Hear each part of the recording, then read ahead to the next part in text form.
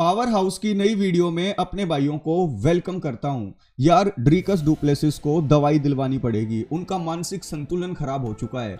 वो अनाप शनाप बातें करने लगे हैं। उनके हिसाब से हमजत चिमाएव के मुकाबले वो कहीं अच्छे फाइटर हैं।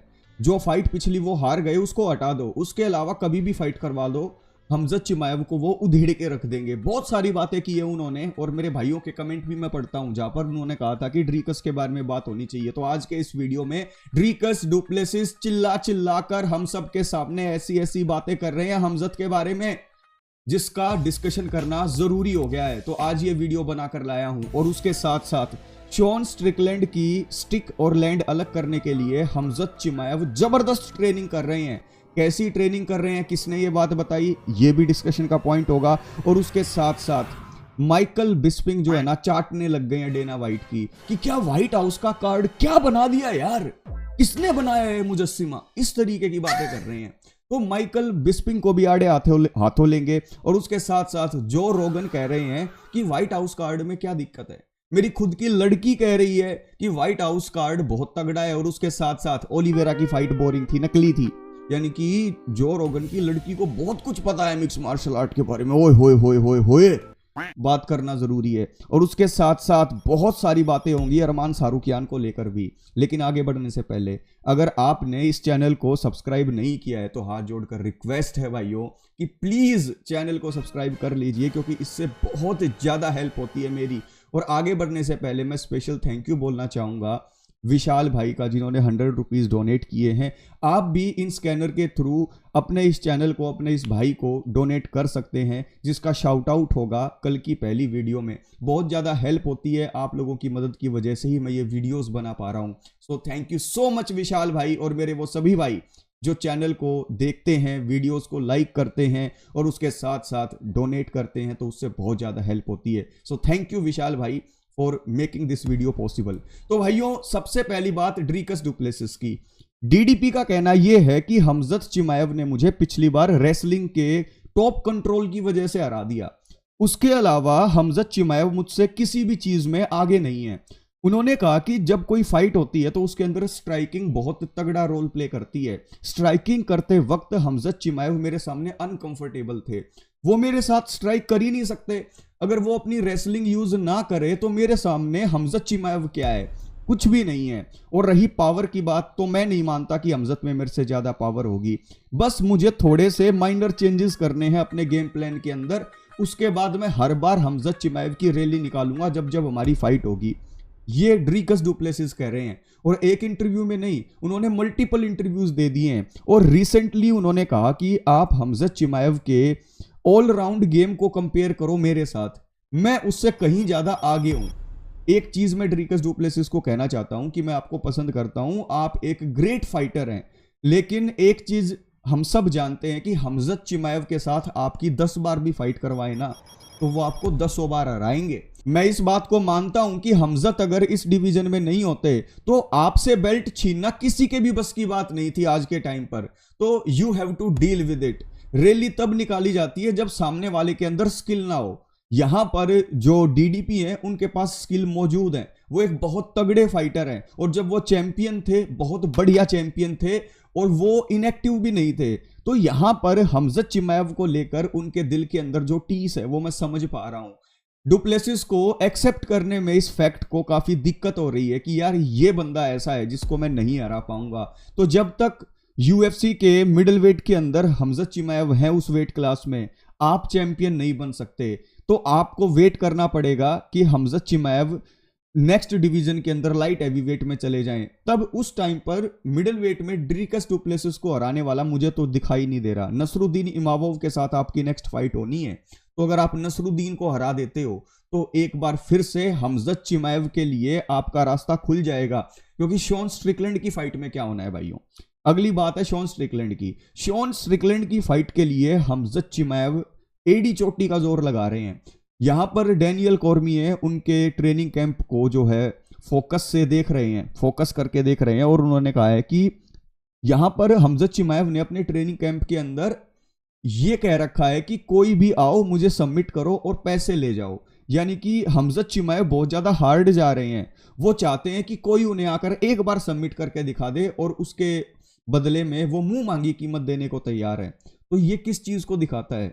ये लेवल को दिखाता है, ये प्रिपरेशन को दिखाता है और ये माइंडसेट को दिखाता है हमजत चिमाएव के, कि हमजत चिमाएव शॉन स्ट्रिकलैंड को हल्के में नहीं ले रहे।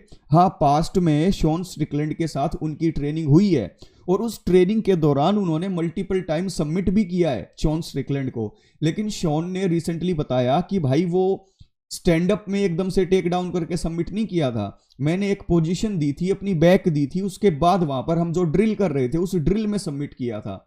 लेकिन मैं ऐसा मानता हूं कि ये जो ट्रेनिंग कैंप पिछली बार हमजत ने किया था, उन्होंने अपने आप को बिल्कुल ट्रांसफॉर्म कर लिया है। पिछली फाइट के अंदर उन्होंने रिस्क नहीं लिया सबमिशन निकालने का, लेकिन इस फाइट के अंदर वो सबमिशन निकालेंगे।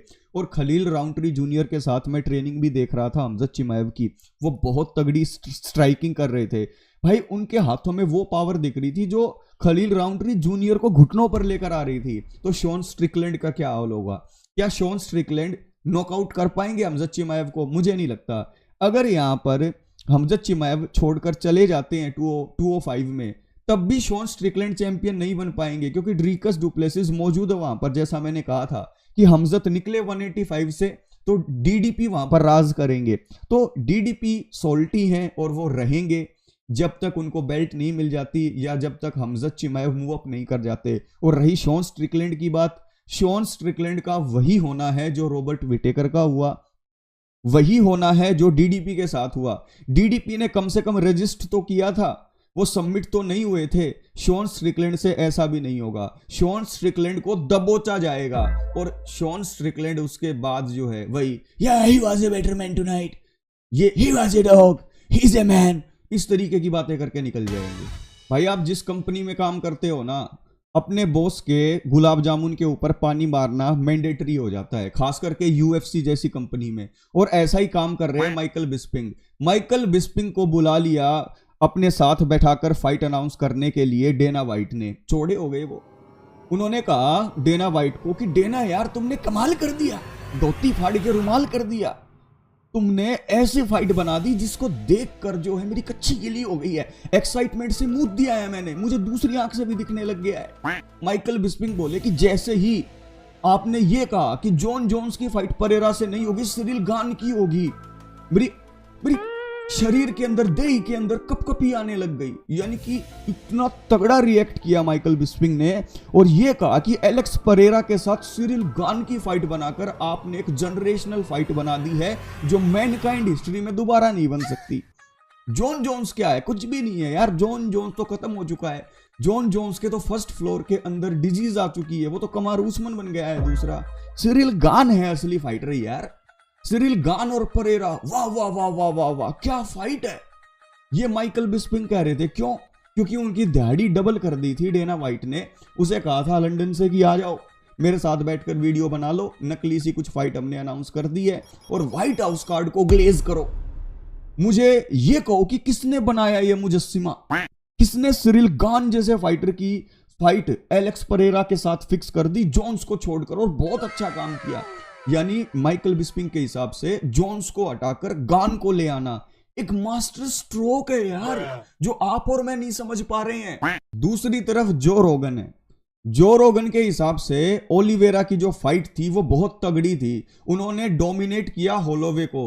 लोग कह रहे थे कि ये फाइट काफी क्लोज आएगी, मैं खुद ऐसा सोच रहा था कि मैक्स होलोवे काफी दिक्कत देंगे उनको, और वो टेक डाउन हो गए तो वहां पर उनको होल्ड करना पॉसिबल नहीं होगा, क्योंकि वोल्कानोव्स्की ने ये करने की कोशिश की थी और वो कामयाब नहीं हो पाए थे। लेकिन ओलिवेरा ने दिखा दिया कि there are levels of the game, भाई वो एक लेवल ऊपर है होलोवे से। और जिस तरीके से डोमिनेट किया, उठा उठा के पटकूंगा, यानी कि सनी देओल कह रहा था ना उठा उठा के पटकूंगा, वैसे ही उठा उठा के पटका है उन्होंने मैक्स होलोवे को, छोटे बच्चे की तरह कंट्रोल किया है नीचे। ये देखकर जो रोगन है, उनकी लड़की अपने पापा को बोली कि पापा कितनी बोरिंग फाइट है। जो रोगन बोले कि मेरी लड़की को बहुत ज्यादा नॉलेज है यूएफसी की। लीना ब्लैक वो दूसरी, उसने कह दिया कि ओलिवेरा की फाइट बोरिंग थी, तो मैं तो सोच में पड़ गया भाई। अरे जो रोगन भाई पढ़ा लिखा लेना बड़का ने, क्यों पढ़ा इन चक्रा में? ओलिवेरा की फाइट बोरिंग थी, बैंगन का भी नहीं पता उसको। कोरी सैंडहेगन भाई साहब के हिसाब से जो शोनो मैली है, वो ऐसी फाइट ले रहे हैं जो लो रिस्क है और हाई रिवार्ड है। ऐसा उन्हें नहीं करना चाहिए, जहाबी की बजाय मुझसे फाइट करनी चाहिए थी। मैं एक चीज पूछना चाहता हूं कोरी सैंडहेगन से कि कोई भी फाइटर यूएफसी का किस लिए फाइट करता है, कैसी अपॉर्चुनिटी चाहता है, और जो मैनेजर होता है उसको किस लिए हायर किया जाता है? इसीलिए हायर किया जाता है कि हाई रिवार्ड और लो रिस्क फाइट उसके लिए आए। तो कोरी सैंडहेगन भाई, जो मैनेजर है शॉन ओमैली का, उसको हायर कर लो, जलने से कुछ नहीं होगा। ट्रकों के पीछे लगा रहता है ना, जलो मत रीस करो। तो भाई शॉन ओमैली से जल मत, रीस कर। डिलियन डेनिस की रैली निकल सकती है। पिछली बार चांको ने उनकी रैली निकाली थी, उनको थप्पड़ चट्टू मारे थे। होर्हे मास्विडल का कहना यह है कि अब की बार जब फाइट होगी अरमान सारूकियान के साथ, यूएफसी में नहीं होगी, ये हाइप प्रमोशन में होगी। एक रेसलिंग मैच होगा 10 मिनट का, सबमिशन ओनली। तो उस फाइट के लिए अरमान सारूकियान ने कॉल आउट किया हुआ है डिलियन डेनिस को। डिलियन डेनिस ने भी एक्सेप्ट कर लिया है इसको। तो यहां पर जब उनकी फाइट होगी तो होर्हे मास्विडल कह रहे हैं कि भाई अरमान सारूकियान थप्पड़ चट्टू लगा देना डिलियन डेनिस को, पीठ शीट दे तो मजा आ जाए। मैं इस बात में होर्हे मास्विडल के साथ हूं। सारूकियान वैसे भी ऐसी हरकतें करते रहते हैं। डिलियन डेनिस ने अगर 19-20 फूफा कर दी तो चांको जैसे अरमान सारूकियान से वो फिर पिटने वाले हैं, और जैसे ही वो पिटेंगे मैं वीडियो बनाकर अपने भाइयों के पास लेकर आ जाऊंगा। तो दोस्तों, आज की ये वीडियो कैसी लगी जरूर बताइएगा, और thank you so much Vishal भाई चैनल को डोनेट करने के लिए। आप भी चैनल के स्कैनर्स के थ्रू डायरेक्टली अपने भाई की हेल्प कर सकते हैं, और आज के जो डोनेशंस होंगे उनका शाउट आउट होगा कल की पहली वीडियो में। सो थैंक यू सो मच भाइयों।